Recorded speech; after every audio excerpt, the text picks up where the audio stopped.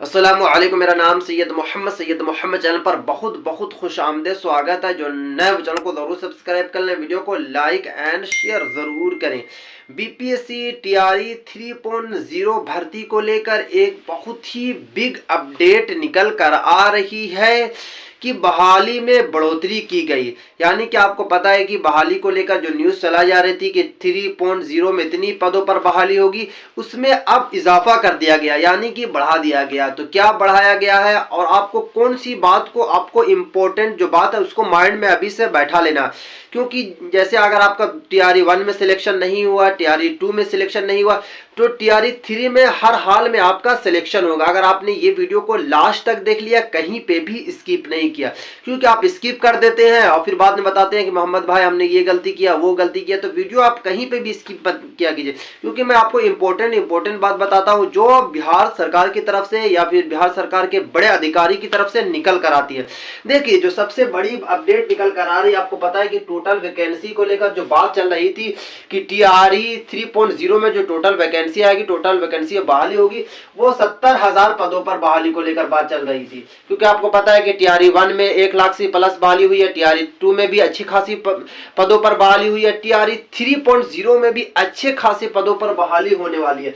यहाँ पे आप देख सकते हैं 70,000 को लेकर जो बात चल रही थी, अब 70,000 नहीं, अब आपको लगभग 80,000 पदों पर बहाली होगी। क्योंकि आज ही बिहार सरकार, आपको पता है कि आज पूरे बिहार के शिक्षकों को नियुक्ति पत्र मिल रहा था, तो उसमें नीतीश कुमार ने प्रेस कॉन्फ्रेंस में अपनी बात एक रही की थी। उन्होंने बताया था कि जो कैंडिडेट, यानी कि जो भी शिक्षक जो सोच रहे थे कि 10 लाख या फिर 11 लाख जो बहाली आएगी, वो बहाली अब नहीं, अब बहाली बढ़ा दी गई है। यानी कि पूरे बिहार में जो बहाली होगी 10 लाख नहीं, अब कम से कम 15 लाख पदों पर बहाली हो हर डिपार्टमेंट में। जैसे आपको पता है कि तालीमी मरकज डिपार्टमेंट हो, टोला सेवक हो, उसी तरीके से टीआरई 3.0 में भी बहाली का जो पद है उसे बढ़ा दिया गया। तो आप यहाँ पे माइंड में आपको बैठा लेना है कि 70,000 नहीं, अब 80,000 पदों पर बहाली होगी, कम से कम 80,000 पदों पर। और क्वालिफिकेशन की अगर मैं बात करूं तो बीएड और डीएलएड प्लस सीटेट या फिर स्टेट, आपके पास क्वालिफिकेशन होना चाहिए। अगर आपके पास बीएड है तो आप 6 to 8 के टीचर बन सकते हैं, आपको पता है कि 9 to 10 के टीचर बन सकते हैं, या फिर आप 11-12 के टीचर बन सकते हैं।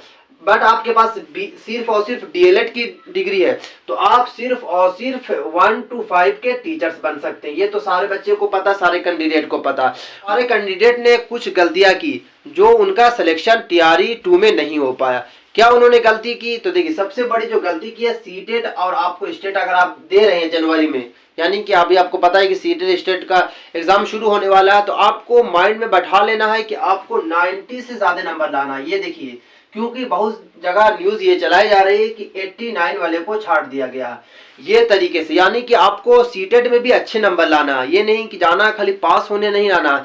क्योंकि आपको पता है कि कट ऑफ जो बनाया जाता है वो इसी तरीके से बैठाया जाता है। तो आपको माइंड में बैठा के अभी से चलना है, क्योंकि आपको पता है कि जनवरी में सीटेट का या फिर स्टेट का एग्जाम होने वाला है। तो अभी से आपको तैयारी ज्यादा करना है और नंबर ज्यादा लाने की आपको पूरी की पूरी कोशिश करना है। ये नहीं कि सिर्फ पास के लिए आपको नंबर नहीं लाना है, क्योंकि वहां जब सिलेक्शन निकाला जाता है तो ये भी देखा जाता है कि आपका सीटेट में कितना नंबर है। क्योंकि आपको पता है कि अगर आपने बीएड कीजिएगा तो आपका ग्रेजुएशन में आपको 50% होना चाहिए नंबर। आपको पता है कि 50% वाले को लिया जाता है, वैसे ही सीटेट और स्टेट वाले को बीपीएससी में लिया जा रहा है। यानी कि बीपीएससी का एग्जाम लेने के बावजूद भी, निकालने के बावजूद भी काफी कैंडिडेट उनको बाहर कर दिया गया सिर्फ और सिर्फ नंबर की वजह से।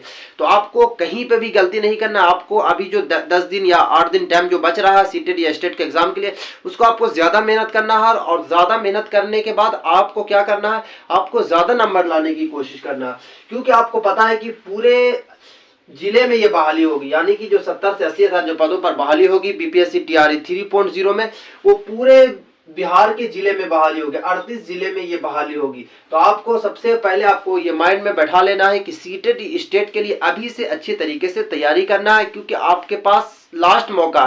क्योंकि टीआरई 1 में देखिए, अगर आप टीआरई 1 में आपका सिलेक्शन नहीं हुआ, अगर आपका टीआरई 2 में आपका सिलेक्शन नहीं हुआ, तो टीआरई 3 आपका लास्ट ऑप्शन है। आपको माइंड में ये बैठा लेना है कि टीआरई जो 3.0 ये लास्ट ऑप्शन है। इसके बाद फिर आप एलिजिबल नहीं है, यानी कि बीपीएससी का एग्जाम देने के लिए एलिजिबल नहीं। ये नहीं कि आपको 10 मरतबा मौका मिलेगा, जब भी हर साल बहाली आएगी तो आपको ऐसे नहीं होगा। सिर्फ और सिर्फ आपको मौका मिल रहा 3 लास्ट मौका है, इसलिए अभी से आपको माइंड में बैठाना है और ज्यादा मेहनत करना है, क्योंकि अगस्त आने में बिल्कुल भी टाइम नहीं है। अगस्त में ये बहाली आएगी, नोटिफिकेशन भी जारी कर दिया गया है कि अगस्त में बहाली आएगी और सितंबर में इस आपका रिजल्ट भी जारी कर दिया जाएगा और अक्टूबर नवंबर में आपको नियुक्ति पत्र मिल जाएगा। जिस तरीके से टीआरई 1 में हुआ था उसी तरीके से टीआरई 3 में भी बहाली की जाएगी। जल्दी जल्दी एग्जाम होगा आपका, जल्दी से आपका नियुक्ति पत्र मिल जाएगा।